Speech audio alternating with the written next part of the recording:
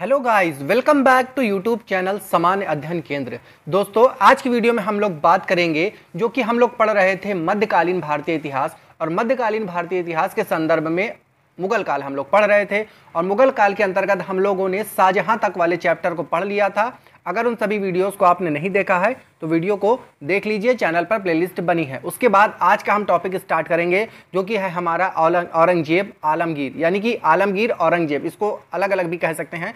तो वीडियो शुरू करने से पहले आप वीडियो को अगर लाइक करना है तो लाइक कर दीजिए, चैनल को सब्सक्राइब कर लीजिए, बेल आइकन को प्रेस कर दीजिए और अपने दोस्तों तक क्या करिए, शेयर कर दीजिए, ताकि बीपीएससी टीआरई 4.0 के लिए जो आपको जीएस वाला सेक्शन कराया जा रहा है उसके लिए किसी भी तरह की तैयारी पीछे ना रह सके। तो चलिए शुरू करते हैं अपना आज का टॉपिक जो कि है औरंगजेब आलमगीर।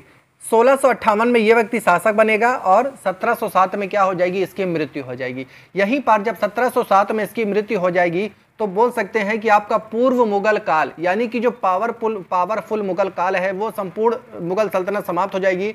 उसके पश्चात जो भी मुगल काल आएगा, उत्तर मुगल काल आएगा, उसमें भी जितने भी शासक होंगे सभी नक्कारे टाइप के होंगे, यानी कि किसी काम के नहीं होंगे, बस राजा की गद्दी पर बैठे हैं और राजा का उनको पदवी मिली हुई है, लेकिन काम कुछ नहीं रहेगा इनका, इनके पास कोई अधिकार नहीं रहेंगे। अधिकतर अधिकार जो है सभी ईस्ट इंडिया कंपनी के पास पहुंच जाएंगे। तो जो भी सत्ता जो मजबूत है वो औरंगजेब आलमगीर के तक ही है। तो चलिए शुरू करते हैं अपना चैप्टर परिचय से कि औरंगजेब आलमगीर के बारे में एक एक तथ्य के बारे में अच्छे से जानेंगे।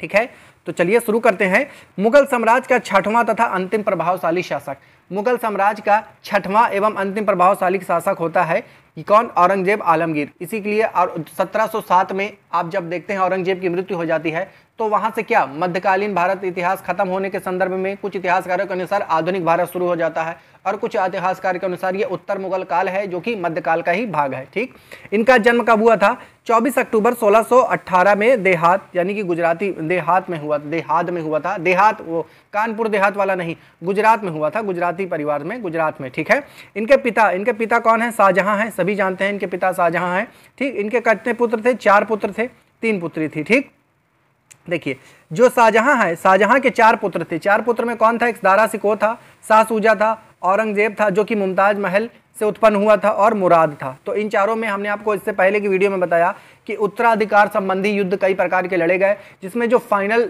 सेक्शन जो जीता है वो कौन जीता है? औरंगजेब आलमगीर जीता है, इसलिए अगला शासक औरंगजेब बनेगा। ठीक, 3 पुत्री थी। 3 पुत्री कौन सी थी? जहां आरा थी जो कि प्रथम नारी थी। ठीक है, चलिए आगे बढ़ेंगे, इतनी चीज आपको समझ में आ गई। देखिए पत्नी कौन थी? राबिया बेगम, जो कि दिलराज बानो बेगम के नाम से भी जाना जाता है। ठीक, इसका मकबरा कहाँ है? औरंगाबाद, जिसको बीबी का मकबरा के नाम से जानते हैं। देखिए ये ताजमहल की कॉपी पीस बनाने की कोशिश की गई, लेकिन ये ताजमहल की कॉपी पीस तो है लेकिन ताजमहल की जैसी खूबसूरता इस मकबरे में नहीं है। ठीक, औरंगजेब का शिक्षक कौन था? मीर मोहम्मद का हकीम इसका शिक्षक था, और सुन्नी धर्म से यह संबंधित था, जिसको जिंदा पीर के नाम से जानते हैं। ठीक, कट्टर सुन्नी धर्म से संबंधित था, जिसको जिंदा पीर के नाम से जानते हैं। देखिए परफेक्ट वाला सुन्नी था ये। ठीक है, आगे बढ़ेंगे। युद्धाधिकार युद्ध के बाद राज्याभिषेक कब हुआ? इसका 2 बार राज्याभिषेक होता है। पहला जुलाई में जो कि 1658 में आगरा में होता है। दूसरा जो मेन वाला युद्धाधिकार होता, जो मुख्य वाला उत्तराधिकार होता है, ये 1659 में दिल्ली में देवराई युद्ध के बाद किया जाता है। ठीक है, इतनी चीज आप समझ गए। यहाँ पे एक चीज आप देख लीजिए, ये है औरंगजेब का मकबरा, सॉरी औरंगजेब की पत्नी जो कि है राबिया बेगम का मकबरा, बीबी का मकबरा के नाम से इसको जानते हैं, जो कि औरंगाबाद और महाराष्ट्र में स्थित है। ठीक, चलिए आगे बढ़ेंगे। उत्तराधिकार के युद्ध कौन कौन से हैं? देखिए बहादुरगढ़ की लड़ाई फरवरी 1658 में हुई, शाह सूजा पराजित होकर बंगाल चला गया। ठीक, शाह सूजा का काम खत्म हो गया। धर्मट की लड़ाई अप्रैल 1658 में हुई, जसवंत सिंह की पराजय एवं औरंगजेब यहाँ पर क्या हो गया? विजयी हो गया। सामूगढ़ की लड़ाई 1658 मई में हुई, दारा की पराजय हो गई, औरंगजेब यहाँ पर क्या होता है? विजयी होता है। देख लीजिए आप, यहाँ पर क्या हुआ? 2 जगह औरंगजेब विजयी हो चुका है। खजवा की लड़ाई जनवरी 1659, शाह सूजा पराजित होकर अराकान पहाड़ी की ओर चला गया। देखिए शाह सूजा पराजित यहाँ भी हो गया था, वहां भी हो गया, जहां अराकानियों के द्वारा उसकी क्या कर दी गई? हत्या कर दी गई। देवरिया की लड़ाई मार्च 1659, दारा की पराजय एवं औरंगजेब की विजय हो गई। देखिए यहाँ भी औरंगजेब विजयी हो रहा है। तो आपने क्या देखा कि औरंगजेब यहाँ भी विजय हो रहा है, यहाँ भी विजय हो रहा है, यहाँ भी विजय हो रहा है। ठीक, फाइनल डिसीजन जो जीतने के बाद निकल कर आता है वो औरंगजेब के पक्ष में आता है, इसलिए अगला शासक कौन बनेगा? औरंगजेब ही बनने वाला है। औरंगजेब का धार्मिक जीवन क्या कहता है? औरंगजेब का धार्मिक जीवन सुन्नी मुस्लिम एवं शरीयत में आस्था रखता था। ये परफेक्ट सुन्नी मुस्लिम था, एवं शरीयत में आस्था रखता, यानी कि कुरान हदीस के अनुसार ये क्या करता था, अपने आप को चलाता था शरीयत के अनुसार। ठीक, इसे जिंदा पीर कहा जाता था। क्यों कहा जाता था? क्योंकि ये परफेक्ट सुन्नी मुस्लिम था और शरीयत के अनुसार इसने अपने कानून को चलाया, यानी कि अपने जो उसका सल्तनत थी उसको उसका संचालन किया। ठीक, रूढ़िवादी विचार अकबर की धार्मिक सहिष्णुता के नीति का विपरीत था। जो अकबर ने धार्मिक सहिष्णुता अपनाई थी उसका ये क्या था, अपोजिट था, बिल्कुल विपरीत था। ठीक, इसके रूढ़िवादी विचार थे। अनेक फरमान जारी किए जिसे जवाबीद द्वारा संकलित किया गया। इसने अनेक प्रकार के फरमान जारी किया जिसे जवाबीद द्वारा संकलित किया गया। सिक्कों पर कलमा लिखवाना बंद किया। देखिए, सिक्कों पर जो पहले कलमा लिखवाया जाता था, ठीक, तो कलमा लिखवाना बंद हुआ। इसका एक मेन कारण ये भी है कि कलमा एक पवित्र चीज़ है। जैसे कि आप सिक्कों पे लिखवा दिए हैं तो कोई जेब में रख रहा है, कोई इधर उधर फेंक रहा है, कहीं अलमारी पर पड़ा हुआ है, तो क्या होता है, इसका रिस्पेक्ट खत्म हो जाती है। इसलिए इसने कलमा लिखवाना बंद कर दिया। नौरोज, गायन, झरोखा दर्शन, जन्मदिन पर तोलने की प्रथा को इसने क्या कर दिया, बंद कर दिया। नौरोज क्या है, ईरानी प्रथा है जो कि गयासुद्दीन बलबन के समय से चली आ रही है, उसने क्या कर दी, बंद कर दी। हालांकि स्वयं वीणा वादन करता था। ठीक, वीणा वादना करता था, यानी कि बहुत अच्छी तरीके से उस समय के गिटार को बचाता था। ठीक, वीणा अलग है, गिटार अलग है। अगर हम उसके कंपैरिजन करें तो वीणे के जैसा ही कुछ, गिटार के जैसा ही वीणा होती है जो वहाँ पे उसने बजाया करता था। भारतीय शास्त्रीय संगीत की सर्वाधिक फारसी पुस्तकें इसी काल में लिखी गई।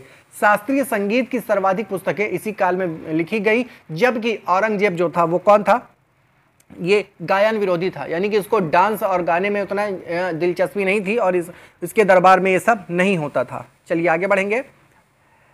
1679 में जजिया कर को इसने पूरा आरंभ किया, जो 1711 में परमानेंट के लिए समाप्त हो गया।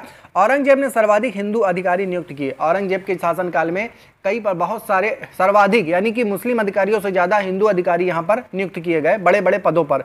सोमनाथ गुजरात, विश्वनाथ बनारस और जहांगीर के काल में वीर सिंह देव द्वारा निर्मित केशवराय मंदिर मथुरा को तोड़ा गया। इसके द्वारा 3 मंदिरों को क्या कर दिया गया, तोड़ा गया। औरंगजेब भारत को दारुल हर्ब, काफिरों का देश से दारुल इस्लाम यानी इस्लामों का देश बनाना चाहता था। यानी कि दारुल हर्ब जो कि नॉन मुस्लिम यहाँ पर लोग रहते थे, उनके देश के बजाय ये क्या करना चाहता था, दारुल इस्लाम यानी कि इस्लाम का देश बनाना चाहता था, जो कि ऐसा वो नहीं कर पाया।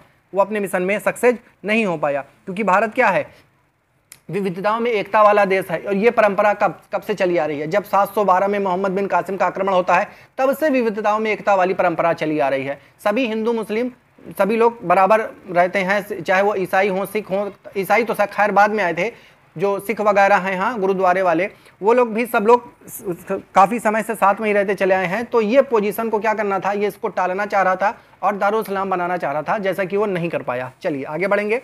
अन्य तत्व कुछ है इसके बारे में। औरंगजेब की मृत्यु 20 फरवरी 1707 ईस्वी को हुई, जिसे खुलदाबाद में अब रोज़ा कहलाता है। ठीक, जिसे खुलदाबाद जो अब रोज़ा कहलाता है में दफनाया गया। ठीक, खुलदाबाद में दफनाया गया, जो अब रोज़ा कहलाता है वहाँ पे है। ठीक, औरंगजेब के समय सूबों की संख्या 20 थी। औरंगजेब के समय सूबों की संख्या 20 थी। फ्रांसीसी यात्री फ्राइकोइस बर्नियर औरंगजेब के क्या थे, चिकित्सक थे। औरंगजेब का पुत्र अकबर ने दुर्गादास के बहकावे में आकर अपने पिता के खिलाफ क्या कर दिया, विद्रोह कर दिया। अकबर कौन सा, अकबर द्वितीय वाला बात हो रहा है, वो अकबर नहीं जो पहले बीत चुका है। इस्लाम नहीं स्वीकार करने के कारण सिखों के 9वें गुरु तेग बहादुर की हत्या औरंगजेब ने 1675 ईस्वी में दिल्ली में क्या कर दी थी, करवा दी। इस्लाम धर्म उन्होंने कबूल नहीं किया, इसलिए औरंगजेब ने क्या किया, उनकी हत्या करवा दी। चलिए आगे बढ़ेंगे। जयसिंह एवं शिवाजी के बीच पुरंदर की संधि 22 जून 1665 में हुई थी। जब आप मराठा साम्राज्य पढ़ेंगे तो वहां पर ये बहुत डिटेल से समझाया गया है। मई 1616 में आगरा के किले में दीवाने आम में औरंगजेब के समक्ष शिवाजी उपस्थित हुए। यहाँ शिवाजी को कैद कर जयपुर भवन में क्या कर दिया गया, रख दिया गया बंदी बनाकर, जो कि वो फूलों की टोकरी के सहायता से क्या होते हैं, छुप कर भाग आते हैं अपने साम्राज्य वापिस दक्षिण भारत में। ठीक, आपने विजयनगर साम्राज्य और मराठा साम्राज्य अगर डिटेल से पढ़ा होगा तो वहाँ पर अच्छे से जानते हैं, नहीं कि बाकी तो आपको पढ़ाया ही जाएगा। 1685 ईस्वी में बीजापुर, 1687 ईस्वी में गोलकुंडा और को औरंगजेब ने क्या कर दिया, मुगल साम्राज्य में मिला दिया, जो कि एक प्रकार के स्वतंत्र साम्राज्य थे। मदन्ना एवं अकन्ना नामक ब्राह्मणों का संबंध गोलकुंडा के शासक अबुल हसन से था। ठीक, ये ध्यान रखना है। मदन्ना एवं अकन्ना नामक जो ब्राह्मण थे, इनका शासक किससे था, गोलकुंडा के शासक से था, अबुल हसन से था। अब क्या किससे हो जाएगा संबंध, अब मुगल साम्राज्य से हो जाएगा, क्योंकि गोलकुंडा कहाँ, 1687 में गोलकुंडा मुगल साम्राज्य में आ गया है। ठीक है, तो आशा करते हैं कि ये मुगल औरंगजेब वाला चैप्टर बहुत बड़ा ना होकर काफ़ी कुछ छोटा सा था, समझ में आ गया है। मिलते हैं आपसे नेक्स्ट वीडियो में उत्तर मुगल कालीन के साथ, तब तक के लिए जय हिंद, जय भारत।